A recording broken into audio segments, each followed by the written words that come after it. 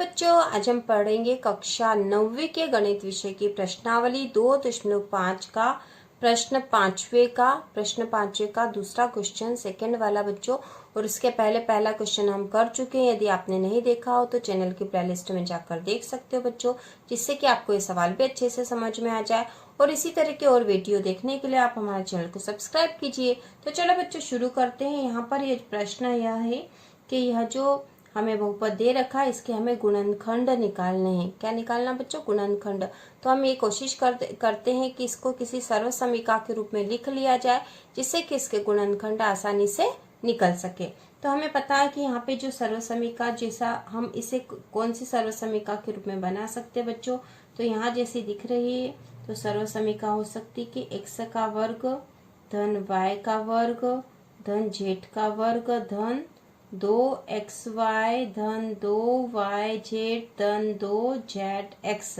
ठीक है, तो इस रूप में बना लेंगे तो ये हो जाएगा x धन y धन z का वर्ग। ठीक है, इस तरह से हमने पिछला सवाल भी किया था।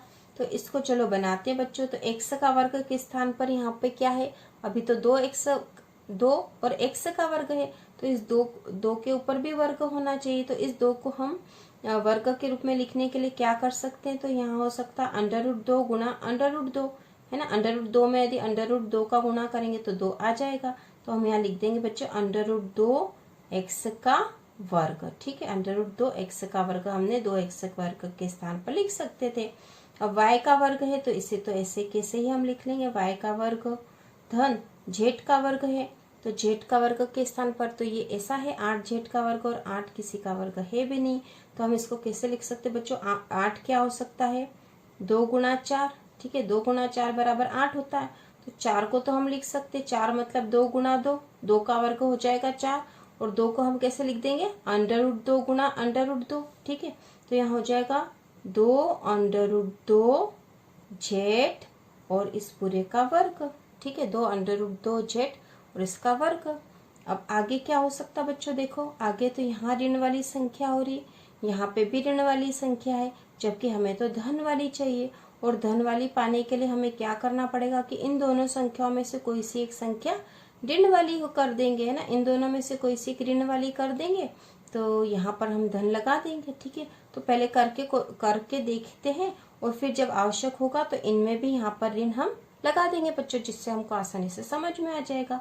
तो यहाँ पे जो है ऋण का 2 √2 xy है। ठीक है, तो हम यहाँ पे धन कर देंगे धन, और इन दोनों में से किसी एक पे ऋण लगाएंगे। ठीक है, तो यहाँ पर x के स्थान पर तो क्या है बच्चों? अब हमारे पास √2 है ना, और y के स्थान पर y ही है।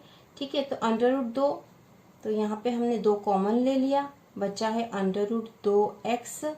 ठीक है, और y के स्थान पर लिख दिया हमने। अब हमें कोई सी एक संख्या ऋण वाली चाहिए, तो हम y को कर देते हैं ना, ऋण का y। ठीक है, ऋण का y किस लिए करा बच्चों? क्योंकि यहाँ ऋण वाली संख्या थी, है ना। तो इन दोनों में से किसी एक को ऋण की कर देंगे और फिर इनका गुणा होगा तो संख्या ऋण वाली आ जाएगी। और हमें तो यहाँ धन चाहिए था, है ना, क्योंकि हमें सर्वसमीका बनानी है इसकी। ठीक है, तो यहाँ पे हमने इसको ऋण वाला कर दिया, और ऋण वाला करने से इस ऋण को भी हम कोष्टक में कर देंगे, क्योंकि ऋण y में ऋण y का गुणा होगा तो धन का y हो ही जाएगा, इससे कोई प्रॉब्लम नहीं होगी। अब धन ये करने के बाद हम अब इस वाली संख्या को देखते हैं, इस वाली को। ठीक है, यहाँ पर हमें चाहिए 2yz। ठीक है, 2yz चाहिए। तो y तो कितने हैं? y ऋण का y आएगा, है ना, और z के स्थान पर क्या आएगा बच्चों? 2 √2z। ठीक है, और ये धन वाली थी, है ना, तो 2 हमने कॉमन ले लिया, बचा क्या? 2 √2 बचा है, तो 2 √2 तो z होगा, और y के लिए y ही आएगा, तो ऋण के y। ठीक है, और 2 √2z। ठीक है, ये हमने लिख दिया बच्चों। पर यहाँ एक प्रॉब्लम हो गई है, क्योंकि ये तो धन का ही था, हमें ऋण का चाहिए ही नहीं था यहाँ पे कि हमें इसको ऋण का करना है। तो लेकिन यहाँ तो एक संख्या ऋण की आ रही है ना, ये जो y तो ऋण का आ गया, क्योंकि हमने इसको यहाँ ऋण के लिए बनाया था, है ना। तो यहाँ पर अब हम ये करेंगे बच्चों कि 2 √2z, इसको भी हम ऋण का कर देंगे, तो ऋण का ऋण में गुणा होगा तो धन हो जाएगा। और उसी प्रकार यहाँ पे 2 √2z को भी हमने ऋण का कर दिया, क्योंकि ऋण का ऋण में गुणा होगा इस वर्ग में, तो ये धन की हो जाएगी, तो कोई प्रॉब्लम नहीं आएगी। ठीक है, तो इस तरह से हमने ऋण y और ऋण 2 √2z कर दिया बच्चों। अब आगे क्या करना देखो, अब आगे है ऋण का एक्स जेड है, ठीक है, ऋण का 8 एक्स जेड है। तो इसको हम कैसे बना सकते हैं, देखो हम यहाँ लिख लेते हैं ना। तो हमें तो यहाँ चाहिए धन, है ना, क्योंकि हमें इस सर्व समीकरण के रूप में लिखना है, इसलिए हम ऐसा कर रहे हैं। हमें यहाँ धन चाहिए था, धन। अब यहाँ पे 2 तो कॉमन ले लेंगे, तो बचा क्या, यहाँ पे 4 एक्स जेड बचा अंदर, है ना। 2 निकाल लिया हमने इसमें से, तो क्या बचा, 4 एक्स जेड बचा। और हमें यहाँ पे एक्स क्या है बच्चों, हमारे पास एक्स है, √2 एक्स है, √2 एक्स है, ठीक है। और जेड क्या है, जेड है ऋण के 2 √2 जेड, ऋण के 2 √2 जेड है ना, ऋण के 2 √2 जेड है ना। तो यहाँ पे इनका गुणा होगा, तो ये ऋण का हो जाएगा, है ना, ऋण के हो जाएंगे यहाँ। और 2 का 2 में गुणा होगा तो 4 हो जाएगा, और ऋण 2 का ऋण 2 में गुणा होगा तो 8 हो जाएगा, है ना। ऋण 2 का ऋण 2 में गुणा होगा तो फिर 2 हो जाएगा, तो 4 दूना 8 हो जाएगा। जैसे बच्चों यहाँ पे हमने इस 8 को डिवाइड कर दिया इसमें, ठीक है, 8 को काय में डिवाइड कर दिया हमने डिवाइड कर दिया 2 गुणा ये वाला भी 2, फिर गुणा √2 गुणा √2, है ना। तो 2 दूनी हो गया 4, √2 में √2 का गुणा करा तो 2, तो ये हो गया 8, है ना। इस तरह से यहाँ पे 8 पूरा आ जाएगा।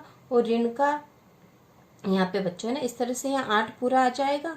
और इस ऋण का यहाँ गुणा होगा तो ये संख्या पूरी ऋण की हो जाएगी, तो यहाँ ऋण का 8 एक्स जेड हो जाएगा। तो ये हमारी पूरी सर्व समीकरण बन गई है, ठीक है। अब इसको थोड़ा सा व्यवस्थित लिख लेते हैं फिर से। √2 एक्स का वर्ग धन ऋण y का वर्ग धन ऋण 2 √2 जेड का वर्ग धन 2 √2 एक्स, ठीक है, ऋण y धन 2 ऋण y और ऋण का 2 √2 जेड, ठीक है बच्चों। धन ये वाली संख्या नीचे लिख दी है, धन 2 √2 एक्स, ठीक है, और ऋण 2 √2 जेड। इस प्रकार से हमने इसको सर्व समीकरण के रूप में लिख दिया बच्चों। अब हम देख सकते हैं यहाँ पे x के स्थान पर क्या आया बच्चों, x के स्थान पर क्या आया है, x बराबर क्या आ गया हमारे पास, √2 एक्स, ठीक है। और y के स्थान पर क्या आया, ऋण का y आया है। और z के स्थान पर क्या आया है, z के स्थान पर आया ऋण 2 √2 जेड, ठीक है। तो अब हम इसे सर्व समीकरण के रूप में लिखते हैं, x धन y धन z का वर्ग। तो x के स्थान पर क्या आ जाएगा, ऋण 2 एक्स धन y के स्थान पर ऋण का y धन z के स्थान पर ऋण 2 √2 जेड, ठीक है। और इस पूरे का वर्ग, ठीक है। इसको हम इस तरह से भी लिख सकते बच्चों, ऋण 2 एक्स और धन ऋण हो जाएगा यहाँ पे, तो ऋण का y हो गया और धन ऋण हो गया 2 √2 जेड, ठीक है, इस पूरे का वर्ग। इस तरह से हमने इसके गुणनखंड निकाल लिए बच्चों।